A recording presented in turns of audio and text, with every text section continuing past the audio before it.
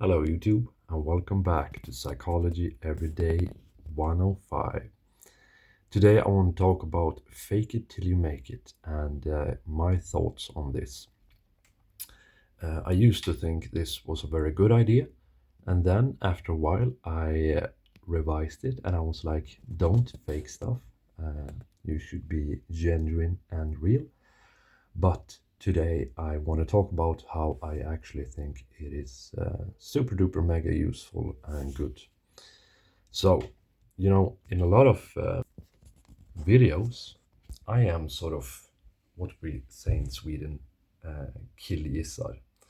And that means that I'm sort of certain of some things. And, you know, I'm open with that. I'm learning. I'm a psychology student. I'm only 40% done. And even though I do a lot of extra reading and stuff, I don't know everything. However, this is very much based on science and, the things that we do learn in the program. And um, you can really actually take this to heart, in my opinion. So let's get in. Here we have the mind, your behavior, your body, and other people. I actually tried to make a chart with all of the things that interact with each other, but uh, there will be so many arrows that it's not readable if you add the subconscious and your emotions and your conscious and yeah. But this is what is important for today because this is based on cognitive behavioral therapy or thinking. So everyone knows that our mind affects our body. If I think to lift my hand, I will lift my hand. If I get very, very angry, it affects my body.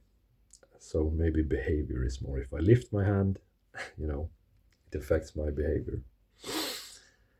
Uh, of course, you could just say your behavior affects your body.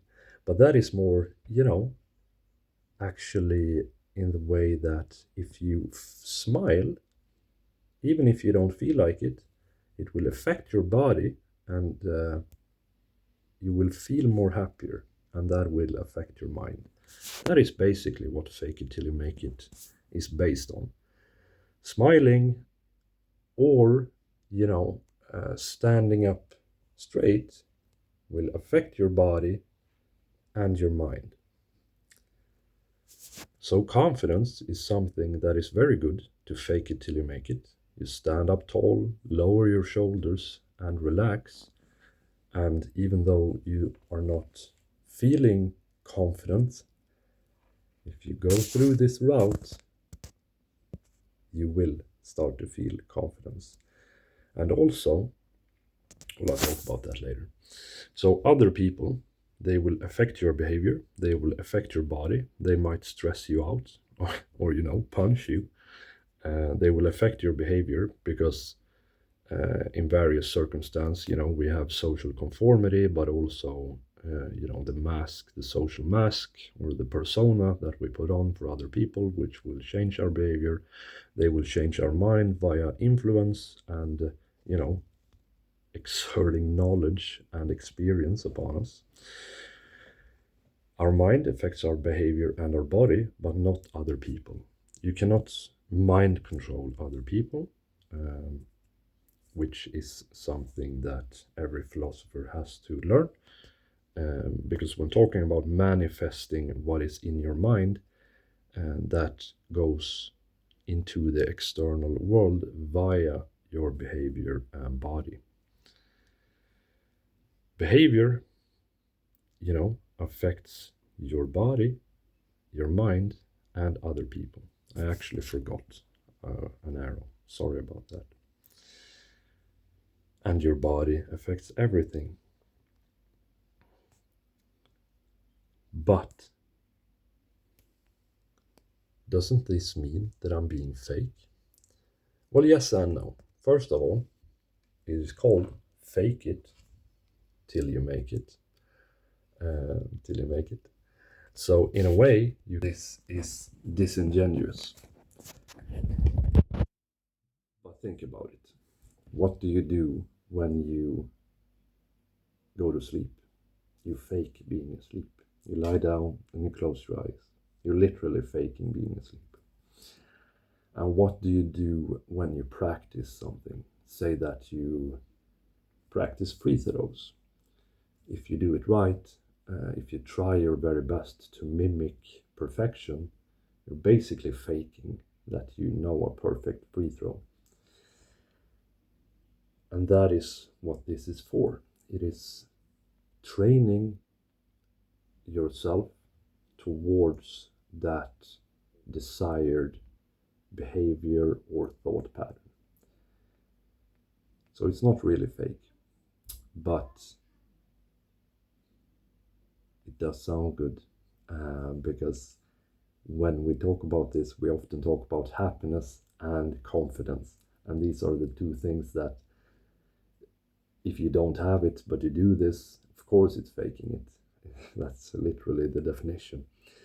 This doesn't mean that you should be faking knowledge. Like, if someone has a medical problem, don't fake that you're a doctor. That is not smart. That's not how it works. It is rather being on the optimistic side. So even if you feel hopelessness, acting as if though you have hope and faith of the future and other people is good. Because, like I said, your mind will affect your behavior and your body, and then these will affect other people, and then other people will affect you. So let's say you are not happy, but acting in a happy way and portraying happiness will reflect in other people because they will treat you differently, of course. And if you are a happy, charming guy, then people will want to be with you and hang out with you and spend time with you, and that will make you feel better as well. Now, of course, you have the sort of sad joker syndrome, or the depressed comedian problem. This only goes so far when it comes to happiness. You also have to actually fix the inside. You can't just put a band-aid on a wound if it's not healing. And that is, of course, a problem that psychodynamic people, or sorry, I'm not going to point to Jung, he's all around the place, but the problem with cognitive behavioral therapy is that it sort of believes, at least the people that are, hardcore of that school, that fixing your behavior and your thought patterns will fix everything. And that is not true. So this doesn't work for everything, but with sort of just like cognitive behavioral therapy, it is a very efficient and practical tool for how oftentimes it works and how much of a difference it makes, which of course is why it's doing so well in studies. Because let's say 70% of the time you get amazing results. If you average this out, even if you get no results 30% of the time, it will be on average a very effective method. I can't think of a sort of example right now. But if you compare that to something that 100% of the times gives medium results, then probably the amazing results over 70% of the time is going to beat it out in average. Now, I think over time, complete clinical practice, com- uh, a complete method is actually more effective. Um, so it's more than the amazing factor. It's just that cognitive behavioral therapy is very fast acting, whereas the effects of psychodynamic treatment and analytical psychology takes more time. It doesn't work right away. Uh, in Sweden we have sort of ethical conundrums with this because our healthcare system is very much overloaded. So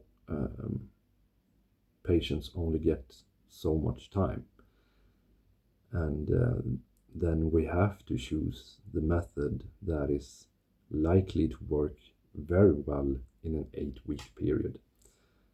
In an 8-week period in psychodynamic treatment, or especially Jungian treatment, you're barely getting to know each other.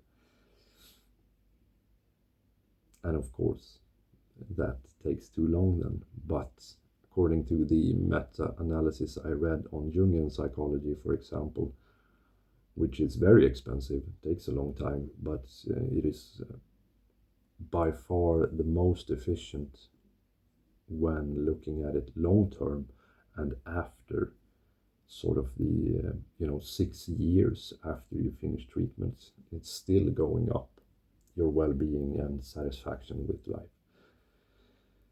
Now, like I said earlier in this video, I was like, this is facts, you can take this to heart, just don't worry about it. That last part, these last 3 minutes, take it with a grain of salt.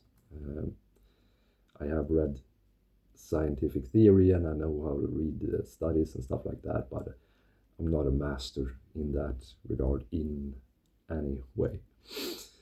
Anyway, thank you so much for watching. Tomorrow is Thursday. Yep. Have a great day, everyone. Please like and subscribe. We're at 444 subscribers right now, and I'm so grateful. Love you guys and girls. Have a great day.